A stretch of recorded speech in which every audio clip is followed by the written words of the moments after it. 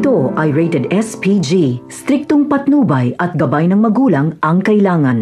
Dahil nagawa na ni Olga ang plano niyang magamit si David, ay hindi na siya interesado sa pagpapanggap niya bilang beng. Nakuha niya na kasi ang kanyang gusto.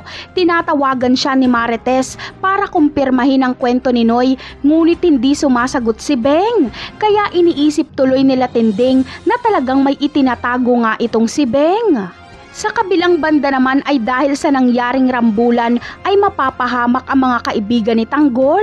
Makakapatay din si Tanggol dahil sa sobrang galit dahil nakita niyang pinagsasaksak ang kanyang mga kaibigan.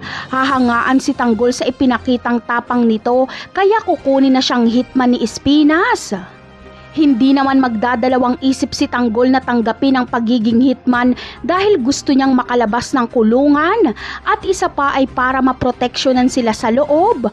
Ngunit ang pagiging hitman ni Tanggol ay ito ang magiging daan para malaman niya ang sikreto ng kanyang pagkatao.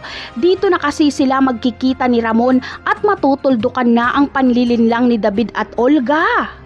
Samantala, dito na rin muling magkakaharap si Marites at Ramon dahil gagawa si Ramon ng paraan para madalaw si Tanggol sa kulungan at magkakasabay sila ni Marites dahil dadalaw din ito kay Tanggol. Kaya kahit na sandali ay mararamdaman ni Tanggol ang presensya ng kanyang ama't ina ng magkasabay. Ngunit ano kaya ang mararamdaman ni Marites kapag makaharap niya ang dating nagsamantala sa kanya? Yan ang aabangan natin sa mga susunod na episode ng Batang Quiapo. Paalam!